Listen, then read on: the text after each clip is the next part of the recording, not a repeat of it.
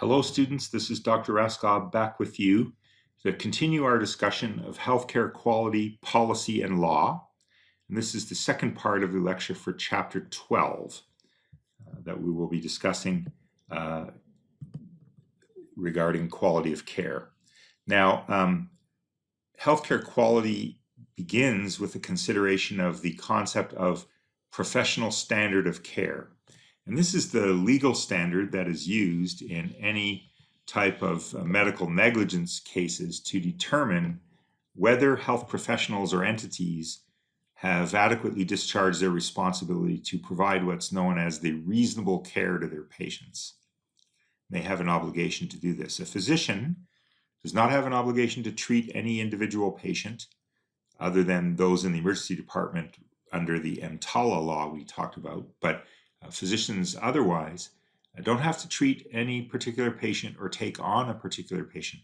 But once they do engage in providing care for a patient or beginning treatment, they then have a legal obligation to discharge their responsibility to provide reasonable care. Now, a patient who feels they have received substandard care or treatment and wants to begin a lawsuit against or undertake a lawsuit against a physician or healthcare entity must establish these four items in order to be successful in their lawsuit.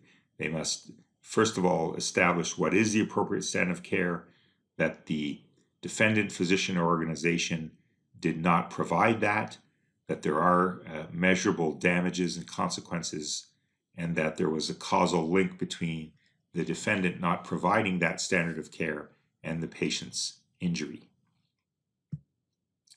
Now, the concept of the standard of care originated in 18th century English common law.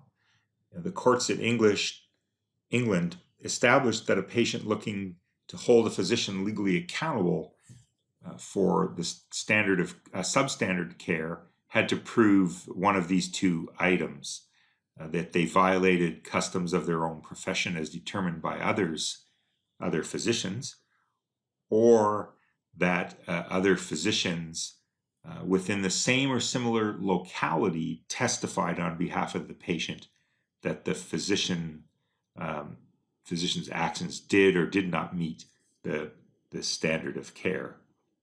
Well, this continued in American law for a while, but in the 1950s, policymakers and courts really began to look at the issue about the healthcare system and physicians, in essence, policing themselves. If the only type of testimony would come from physicians, for example, in the similar locality, who often knew each other and other things, you know, the concern was that, is this an adequate protection for the public or the society about possible substandard care? And they updated this standard over time such that they now consider a range of relevant evidence, not only the testimony of physicians in the local area, but other evidence such as scientific and medical literature, testimony of other experts, guidelines published by societies, professional societies, and so forth. And so now the standard is that any particular physician's actions would be measured against a reasonably competent practitioner under similar circumstances. Hospital liability has evolved, and it has now two main legal underpinnings.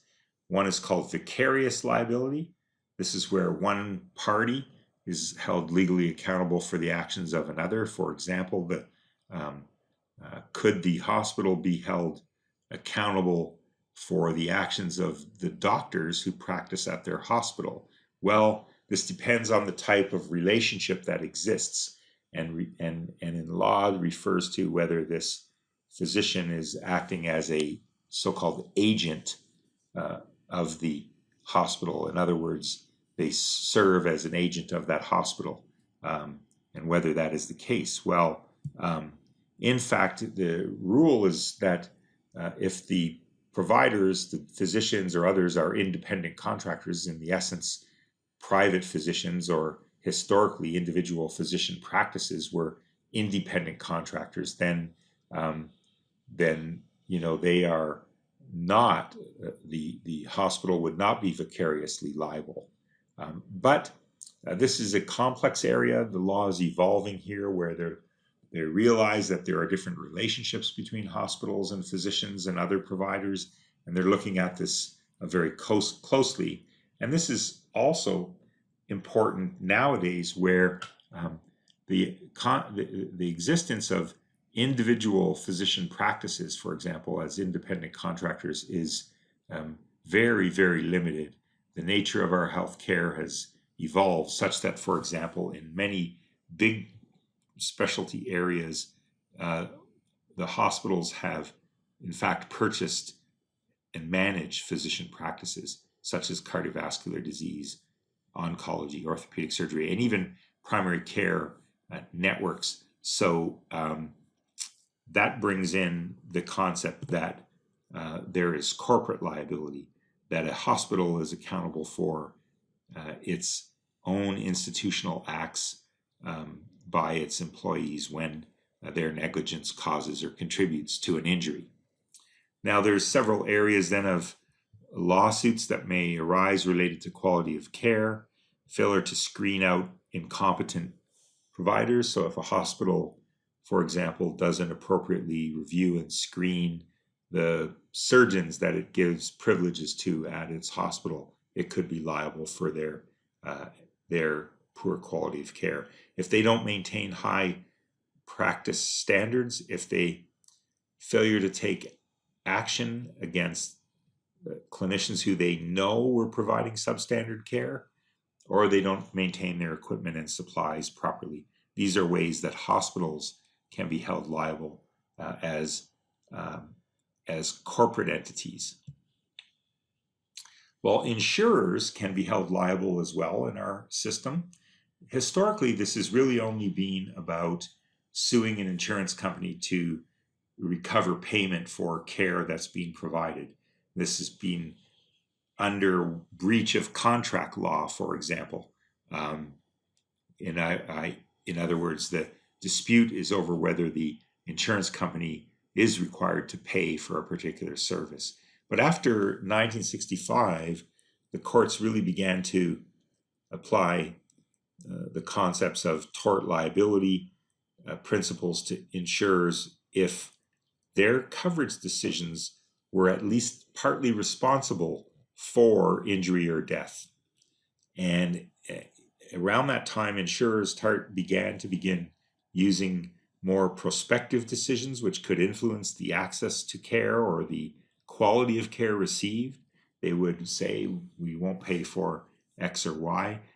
When a patient needs something, the concept that the physician or the organization has to get authorization before it's delivered, then this being a prospective decision by the insurance companies to deny to pay for certain things was then being viewed by the courts as important to potentially hold these companies liable for the consequences of those decisions. This is magnified then by the introduction of managed care, and it again underscores the issue in managed care, which is a managed care organization acts both as the payer as well as the provider of the service. And so there is a potential conflict of interest between providing the best care versus fiscal restraint or saving expenses. And the area of lawsuits against managed care organizations in healthcare is one of the most contentious areas. Now, managed care organizations do have liability because they regulate the practices of their physician networks.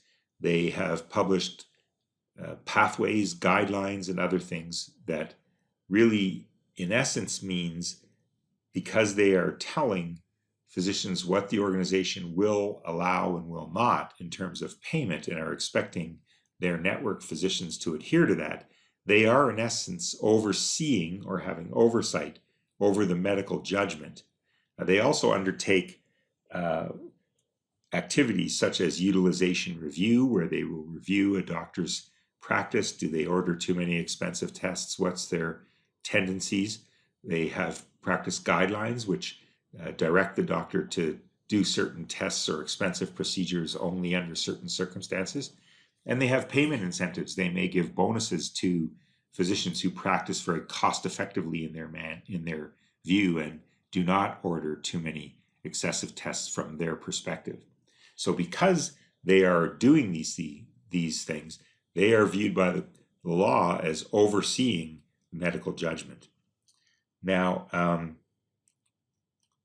the managed care prospective coverage decisions often determine then again whether a patient receives a particular treatment.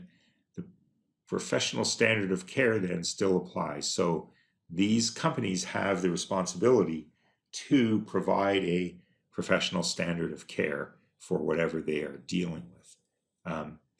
So the types of liability that we've discussed apply and are relevant here to managed care organizations. Okay, the Employment Retirement Income Security Act is a very important element within healthcare policy and law in the United States, abbreviated as ERISA. It's a very complicated law. We're not going to go into great detail. It occupies several pages in the book, but I just want you to know a few things about this, not the nitty-gritty legal details, because there are lawyers who specialize in this whole area very significantly. The ERISA law was established in 1974 mainly for the purpose of protecting employees from fraudulent practice on behalf of their employer with respect to their pensions. This was the main focus, was to be sure that workers who had paid into and been part of a pension system for many years were not subject to fraud by their employer. Though, however, in the way that the law was written, extends to all employee benefits offered by these covered employers, ERISA covered employers, not only the pensions, but their healthcare benefits also. And so ERISA applies to people who receive their health benefits through private employers. It does not apply to federal, state, local public employees, but through private employers. So, for example, through General Motors or IBM or Microsoft, those employees are governed, their benefits packages and all of the legal disputes arising around benefits are covered by federal law known as ERISA. And it uses two key ways to protect employees. One is the concept of fiduciary responsibility. A fiduciary is an individual who manages money or benefits or other things on behalf of an individual and is expected to act primarily for that individual's benefit. For their benefit, that should be the overarching concern. And this is a very important level of responsibility and a requirement. So the employers are then expected to act in the best interests of their employees with respect to these pensions. And then it establishes uniform and national rules for employee benefits, which this is a good thing to promote fairness and parity across the country. And this is a very important concepts. Now, this law then preempts state laws. And so we get into issues here of federal and state law and disputes over that.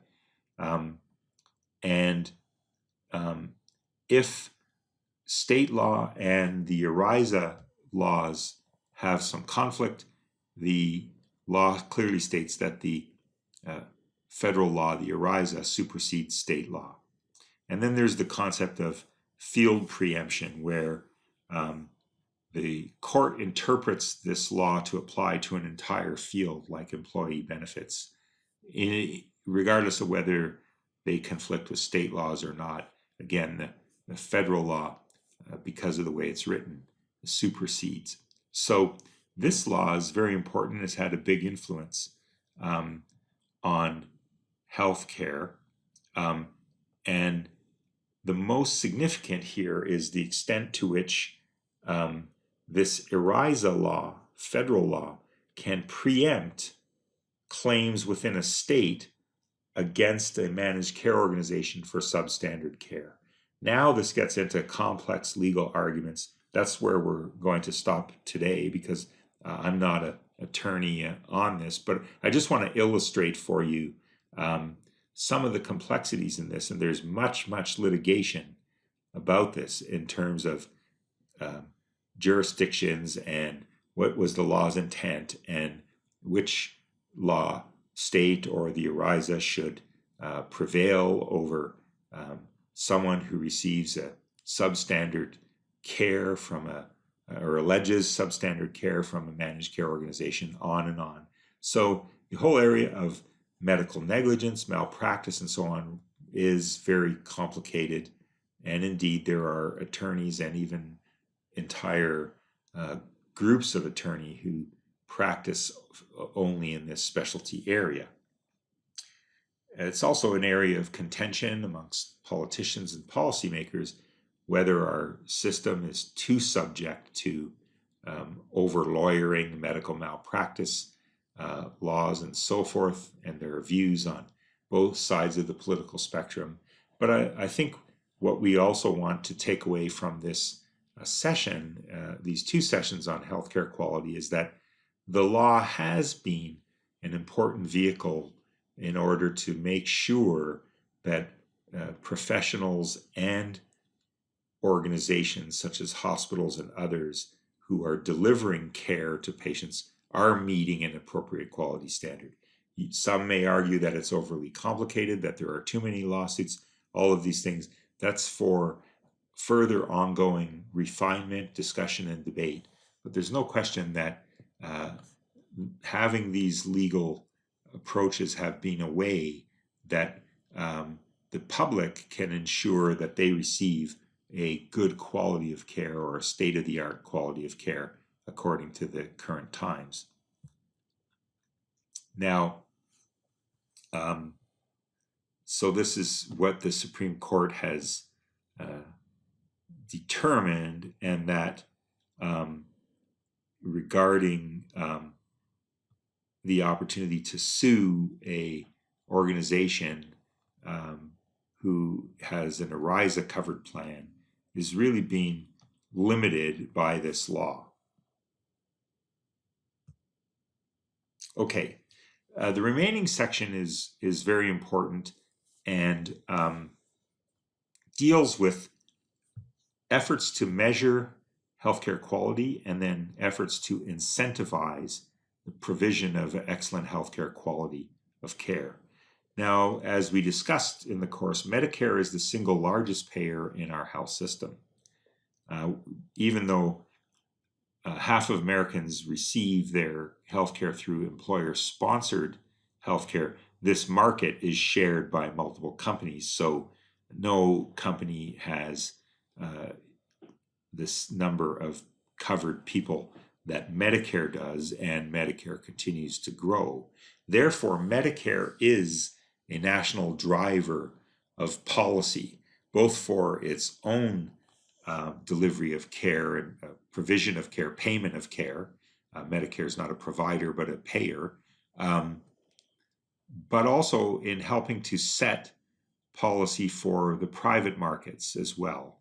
And so how Medicare addresses the issue of quality is important not only to the Medicare beneficiaries, but to other purchasers or insurers of healthcare insurance coverage.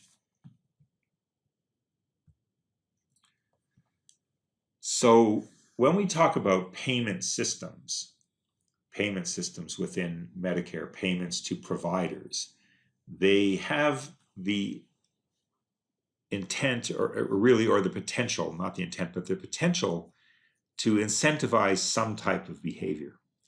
Now, fee for service, which we've talked about before, where a fee is charged for each service provided, this has the tendency to incentivize more treatment and more services, perhaps than may be necessary. So it has a tendency to incentivize, more service, higher volume, more billings. Whereas capitation, systems which are capitated, such as managed care organizations, for example, where there's a fixed amount of money available to care for patients, has the tendency to incentivize the other way, to potentially withhold services and reduce the volume of service provided. So whatever the payment relationship or arrangement, whether you are in a fee-for-service arrangement or a capitated or managed care system, the challenge to us in healthcare policy is promoting both high quality of care but value of care, and apportioning the financial risk appropriately, not inappropriately doing a lot of service just for the purpose of revenues. Again, so it's the balance between volume of services, good value for services provided, and high quality of care. Well, in fee-for-service, the payment is based on the concept of customary prevailing reasonable criteria, but there's not really a accountability for the overall quality and costs. This system then is, in most healthcare quality experts' views, current experts' views, a flawed system that rewards more care or a higher volume of care by paying more, regardless of the value or the quality of that care. In most settings of fee-for-service, licensed physician can order any test, procedure, treatment, regardless of whether the patient really needs it. There may be unnecessary treatment given, and sometimes this unnecessary treatment can lead to harm. This was the most egregious example given of a physician group who owned their own nuclear cardiac stress test technology, and when the doctors owned this technology and service within their practice in their hospital, then they were twice as likely to order this procedure. And this was based on a study published in the Journal of the American Medical Association. So 10% of cases had these cardiac nuclear stress tests ordered versus 4.3% where the physicians did not own the testing technology and facility. So that's important. When we go to capitation, though, providers receive a fixed number of dollars to provide care to patients. And since payment is not tied to the number of services provided, the doctors are not paid to do more. So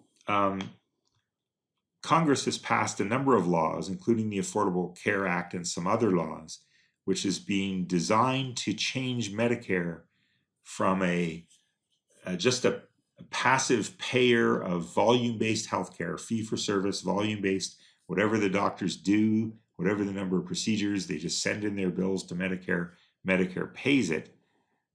They want to change that to an active purchaser of high quality, high value healthcare. And so this is really getting at the, again, two parts of the triple aim: quality and cost. Cost as a indicator of value. So remember, the triple aim is addressing access, quality, and cost. And its access was addressed by the Affordable Care Act through a number of provisions, mainly Medicaid expansion, but there are also a number of laws addressing quality and cost. And the Affordable Care Act had as one of its key goals to improve quality. And it did that by focusing on, first of all, doing more measurement of the quality of care that patients receive, and reporting publicly which physicians, surgeons, and healthcare institutions provide good quality of care. And then they have a new thing called value-based purchasing, which we'll talk about in a moment. But you can go, for example, on a website called Hospital Compare that ranks all of the hospitals in your area according to quality criteria. And this hospitals are required to report into this if they receive Medicare funding. Now, that means that what is happening in healthcare reform is an aim to transition the nature of payments using different payment models. The current state is just fee-for-service. Here, we're progressing as we move to the right on the screen from fee-for-service payments to something called bundle payments, where one fixed price is provided for everything needed, for example, to provide care, for example, for a knee replacement. All the elements surrounding that care are to be provided under one bundled amount that is given to the organization and shared amongst the different groups. They're also looking to bundle payment for chronic disease care, and the efforts are moving to a greater accountability for population health, not just the individual, but the responsibility of healthcare organizations to maximize the health of their population and to use their resources to achieve maximum health of their population.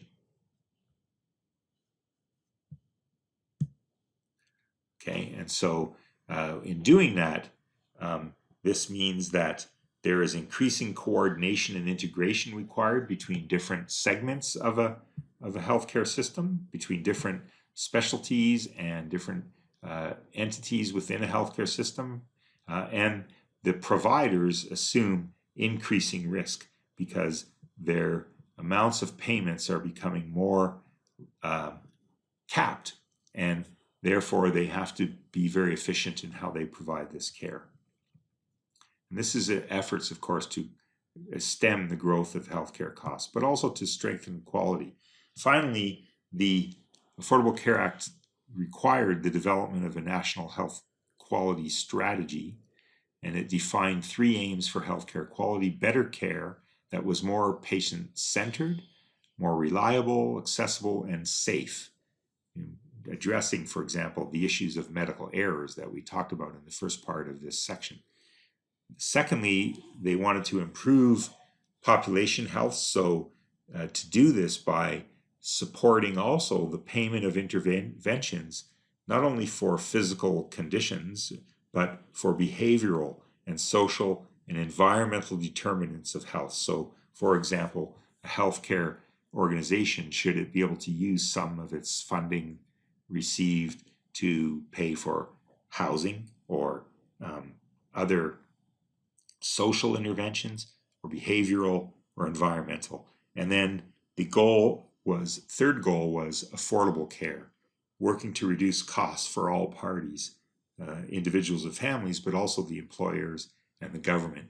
And page 288 in your book lists more details on these priorities and then the levers that the government can use, or that our society can use, to help move us towards more value-based healthcare. And so I go back to the slide here, which talks about, again, transitioning Medicare from a passive payer that just pay for whatever physicians and healthcare organizations decide to do, to a purchaser of high quality, high value healthcare, value-based payment, value-based decisions driving these payments. And that is where our healthcare system is really undergoing a major transformation, as you can see here. And so again, we go back. Again, the change is from getting paid for doing more to organizations profiting by keeping their population of patients healthy, delivering high quality care, and doing it more efficiently at less cost.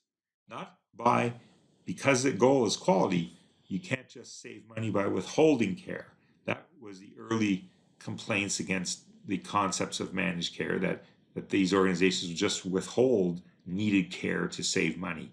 It's much more complicated than that now, and because there's a quality requirement as well as an efficiency cost requirement. And so healthcare going forward is undergoing major transformation in the United States, and it's going to be very tumultuous for a while to come, and lots of different efforts ongoing. And there are demonstration projects being supported by Medicare of different organizations in different states to explore different ways of achieving these goals, and that's important. So with that, this ends our discussions of the policy and law elements of healthcare quality. And I wish you best wishes and good luck.